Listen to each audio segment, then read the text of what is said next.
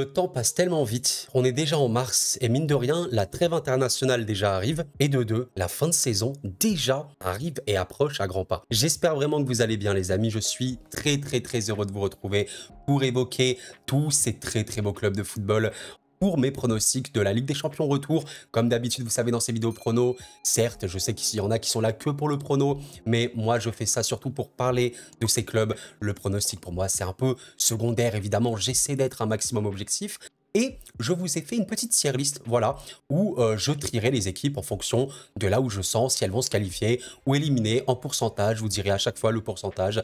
Exemple, je prends Porto et Arsenal. Je peux vous dire, bon, par exemple, là, je sens Arsenal à 55-45, etc. On va faire tous ces matchs et avant de commencer la vidéo et les pronostics, je vais vous dire une petite annonce.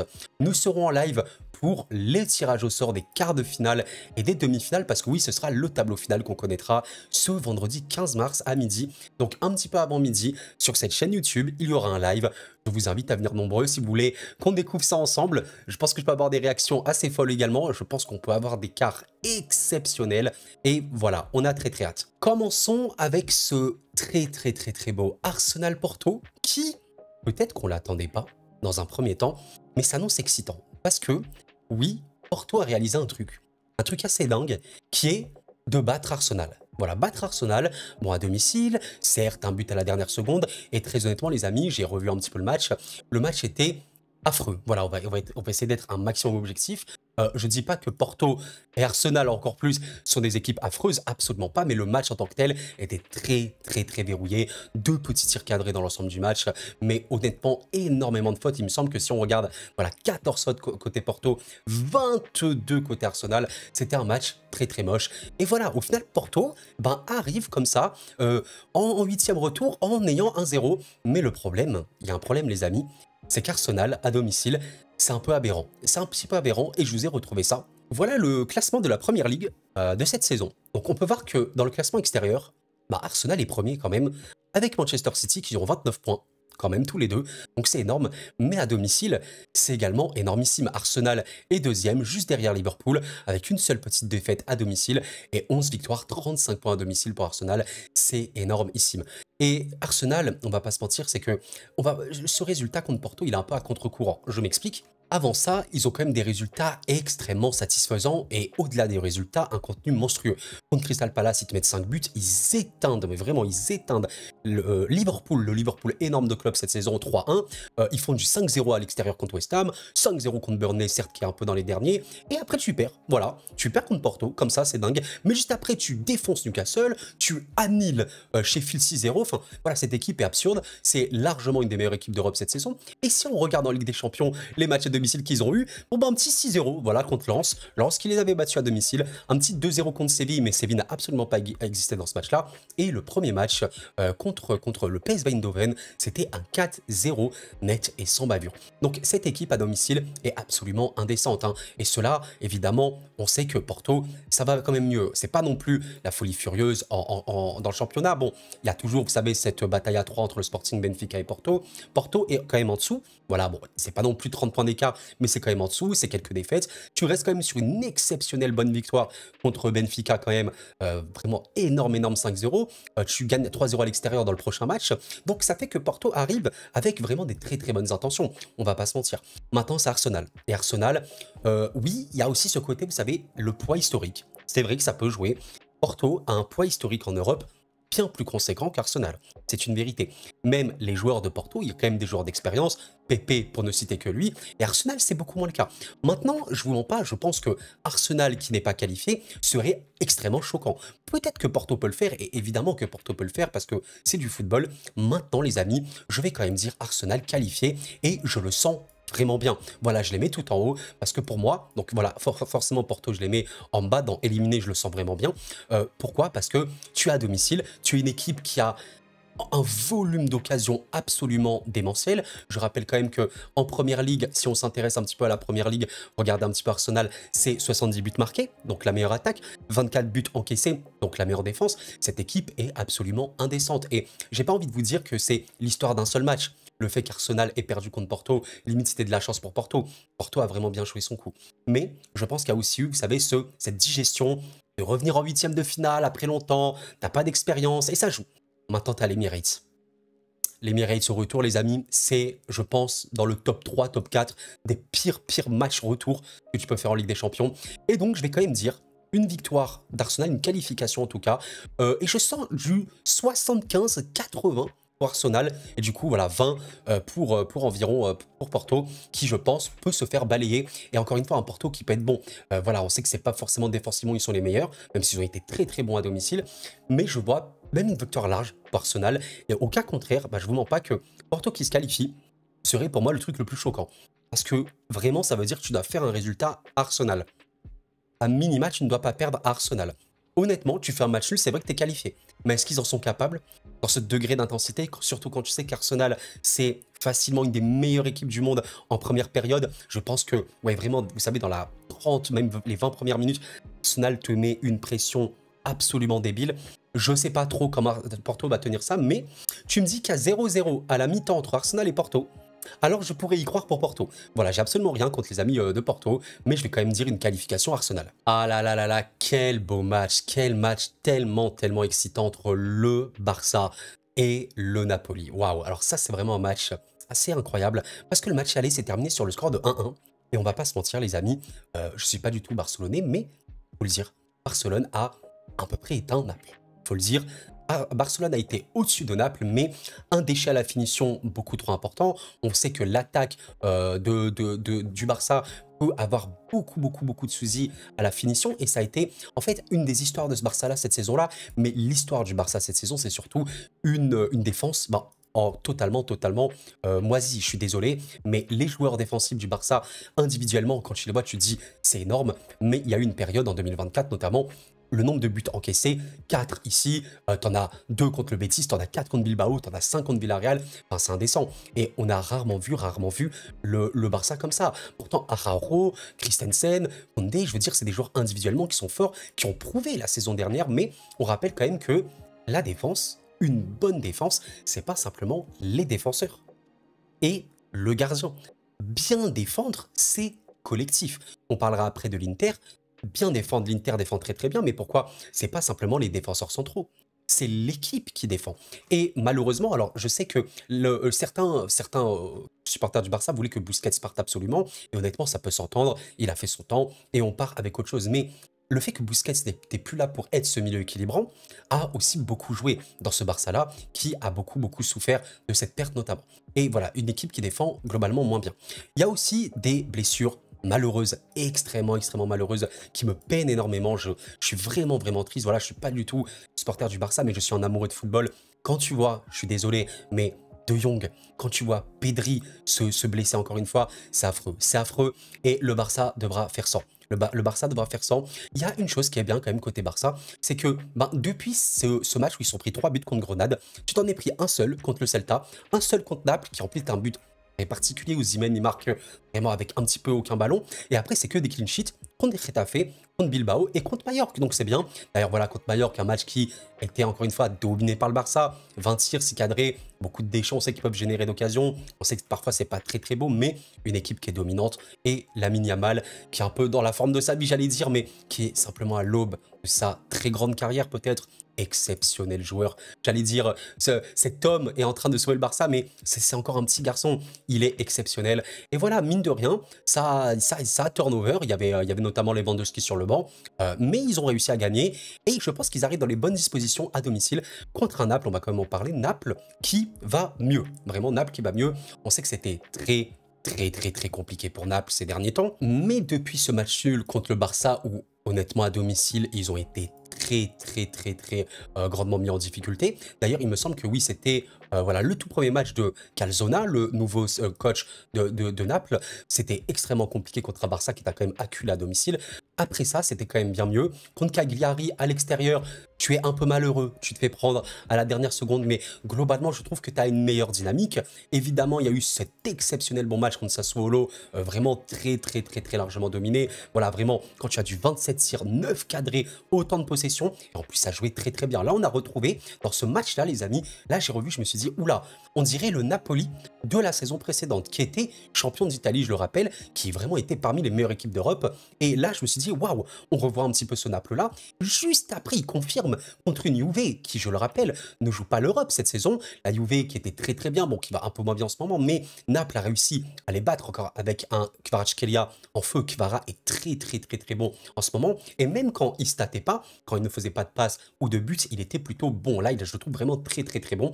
Extrêmement perturbateur, déséquilibrant. Un Naples qui va beaucoup mieux. T'as un match nul un peu dommage contre Torino, mais que tu domines très largement encore une fois.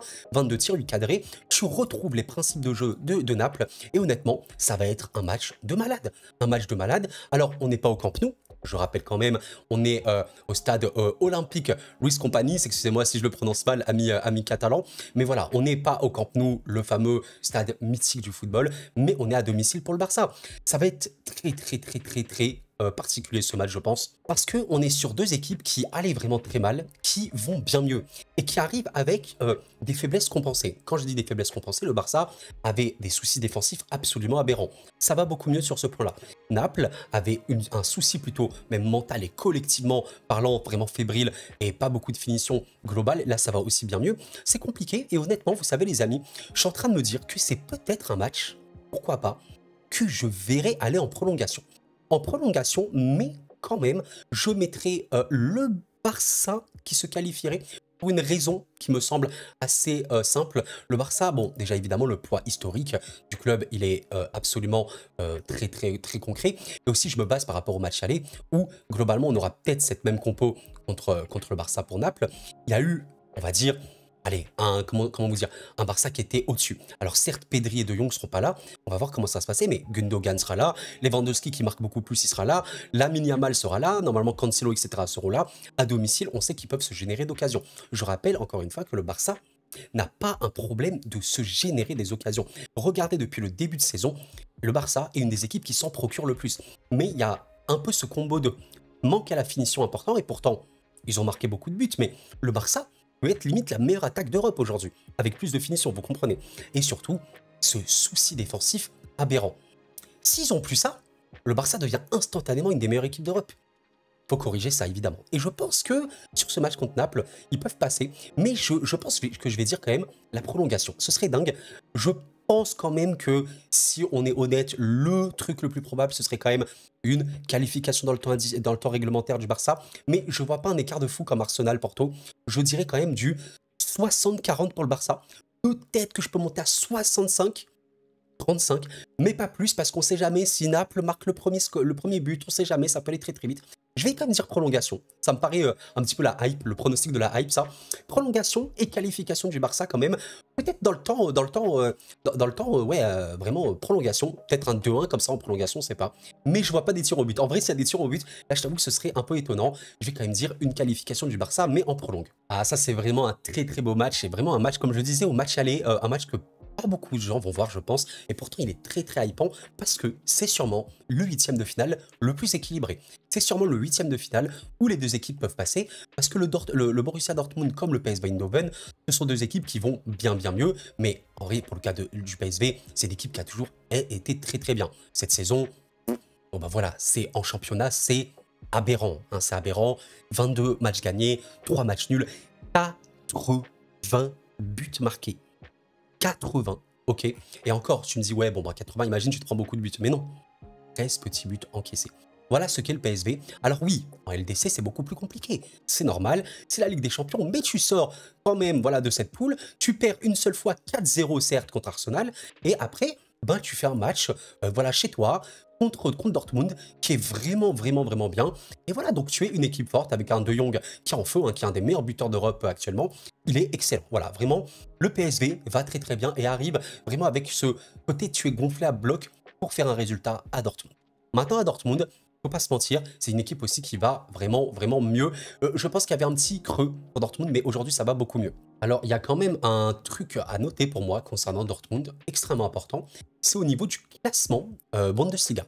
Parce que si on regarde le classement Bundesliga à l'extérieur, on voit quand même que Dortmund est deuxième, juste en dessous de Leverkusen qui est extrêmement au-dessus en Bundesliga évidemment, mais 24 points, tu es deuxième, c'est bien, à l'extérieur c'est vraiment bien, mais regardez, quand on regarde à domicile, eh ben Dortmund c'est quand même beaucoup plus bas.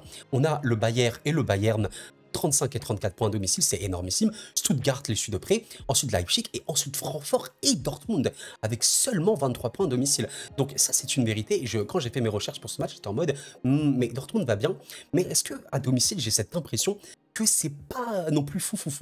Et honnêtement oui c'est plus compliqué. Alors c'est pas nul quand même, mais c'est plus compliqué. Voilà. Et quand on regarde en Ligue des Champions à domicile, bon ben c'est un 0-0 contre l'AC Milan sur la deuxième journée. Tu as un 2-0 quand même remporté face à Newcastle à domicile. C'est ta seule victoire à domicile en Ligue des Champions parce que juste après, tu fais un match nul contre le PSG, un match où tu es plutôt bien honnêtement. Et voilà, et après tu te déplaces et tu fais ce match nul là. Donc pour moi c'est très compliqué parce que voilà, le Dortmund globalement je trouve que c'est surtout défensivement où ils vont mieux. Il y a quand même eu quelques clean sheets cette saison, cette année en 2024 qui ont été vraiment bien reçus contre Cologne, contre Darmstadt notamment, contre Fribourg. Ça va bien mieux. Bon, on va pas se mentir, juste après ce match contre le PSV, tu as quand même une grosse défaite à Hoffenheim.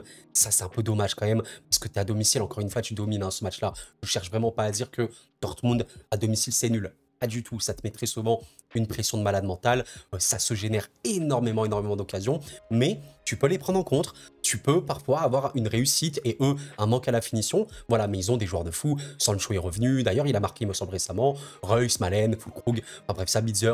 Il y a beaucoup de bancs qui peuvent être aussi très bien. Adeyemi, Moukoko. Enfin, cette équipe, offensivement parlant, c'est absurde. Et pourtant, tu peux perdre contre Offenheim. Ça, c'est dingue. Mais juste après, ils se sont bien rattrapés. 2 matchs à l'extérieur. Une victoire contre l'Union et une victoire contre le Werder, en plus avec un carton rouge à la mi-temps. Très bien. Donc tu arrives dans les bonnes dispositions. Ça va être un match très particulier. On voit que les probabilités de victoire sur Google, ils voient 45% pour Dortmund et 30% pour le PSV. Et honnêtement, les deux équipes peuvent passer très sincèrement. Je me dis, ce qui peut faire la différence à ce niveau-là, c'est l'expérience. L'expérience, les amis. Dortmund a plus d'expérience globalement dans l'histoire et les joueurs de Dortmund, surtout dans la phase récente, ils ont plus d'expérience. Il ne faut pas se mentir, les amis. Et je pense quand même que Dortmund, même si la prolongue est possible, je les vois quand même qualifiés. Je vais pas les mettre non plus, voilà, en mode énorme, mais je les vois quand même qualifiés au bout du temps réglementaire. Encore une fois, quand je mets prolongation, c'est-à-dire je pense que le match va aller en prolongue. Là, j'ai mis le Barça qualifié en prolongue. Oui, il peut y avoir des prolongues entre le BVB et le PSV, mais je pense quand même qu'ils vont passer au bout du temps réglementaire. Et je vois un 60-40. Un 60-40 pour Dortmund. Et je pense que s'il marque assez rapidement le premier but, ça devrait aller. Ce sera vraiment un très beau match à suivre, je pense. Donc n'hésitez vraiment pas. Et enfin, la surprise du chef. La cerise sur le gâteau. Vous voyez, ça c'est un petit gâteau. Tu mets la cerise dessus. Et cette cerise, tu vas la nommer Atlético Madrid. Inter Milan. Quel beau match de football. Quel beau match de football. Et on va pas se mentir, les amis. L'Atlético a un sacré challenge. Parce qu'ils vont affronter ce qui pourrait être peut-être la meilleure équipe du monde actuellement. Alors je sais que ça peut être très énorme de dire ça comme ça. Mais à minima d'Europe, si vous me dites, ouais, Koro, je considère que l'Inter est la meilleure équipe d'Europe, sincèrement, il y a énormément d'arguments pour dire oui. Déjà, en 2024, c'est très simple. Très simple. En 2024, c'est victoire contre l'Hellas, victoire contre Monza, victoire contre la Lazio, victoire contre Naples, victoire contre la Fio, victoire contre la Juve, victoire contre la Roma, victoire contre la Salernitana, victoire contre l'Atlético Madrid, victoire contre Lecce, victoire contre l'Atalanta, victoire contre Genoa et victoire contre Bologne qui n'avait pas perdu depuis très longtemps.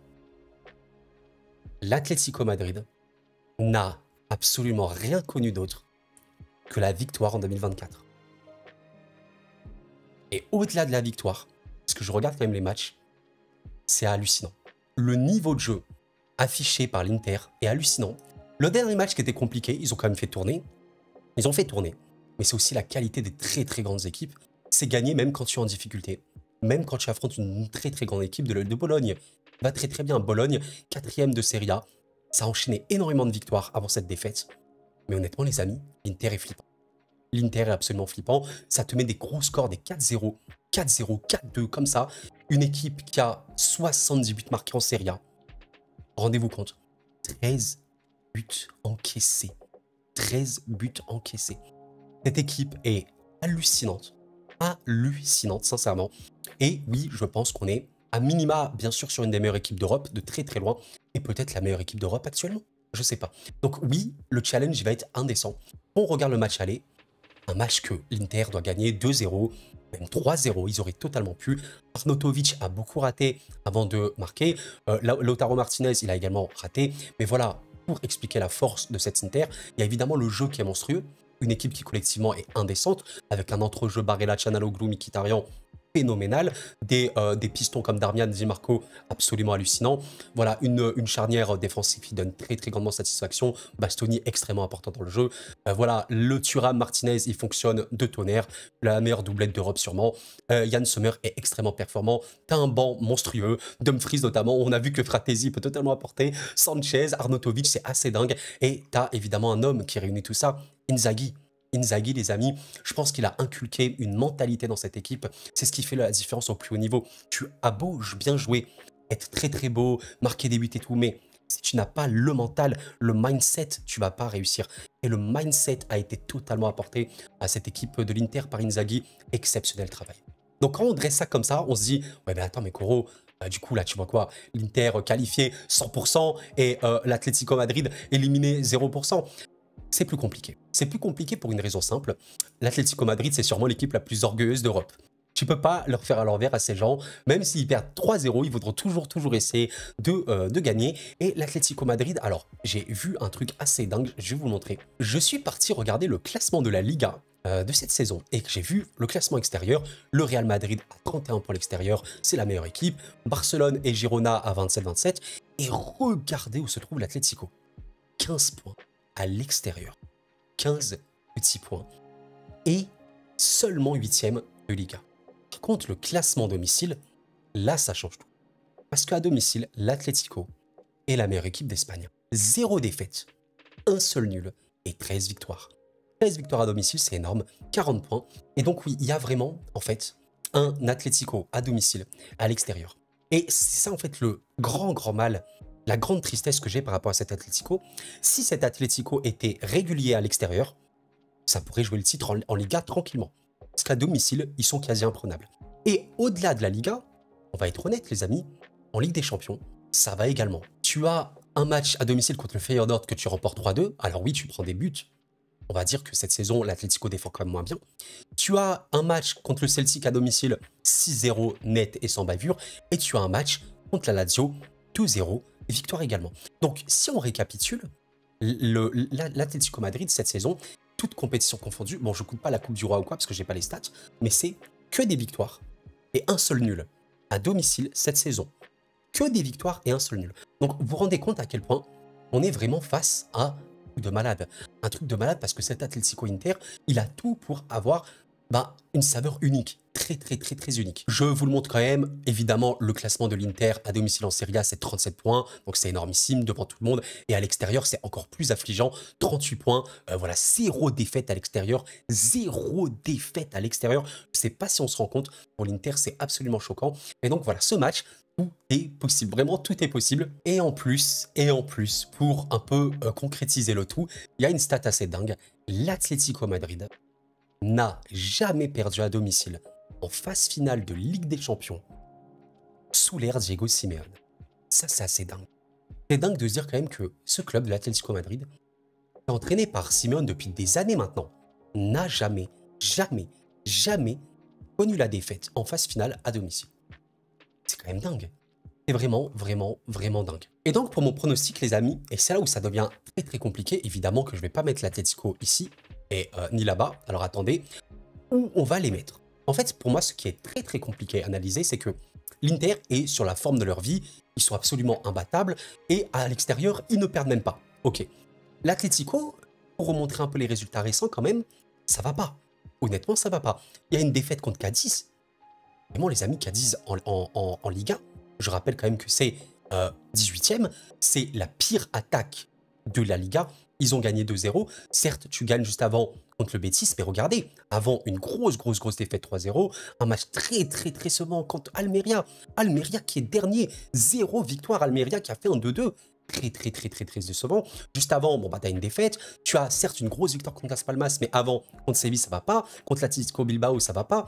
C'est très compliqué, honnêtement. Et l'absence de Griezmann, parce que oui, Griezmann risque de ne pas être là. On sait que c'est un peu l'homme fort aussi avec Morata et d'autres cette saison. Ça peut être très compliqué. Et honnêtement, je pense qu'on a un peu le mix parfait pour voir un match nul.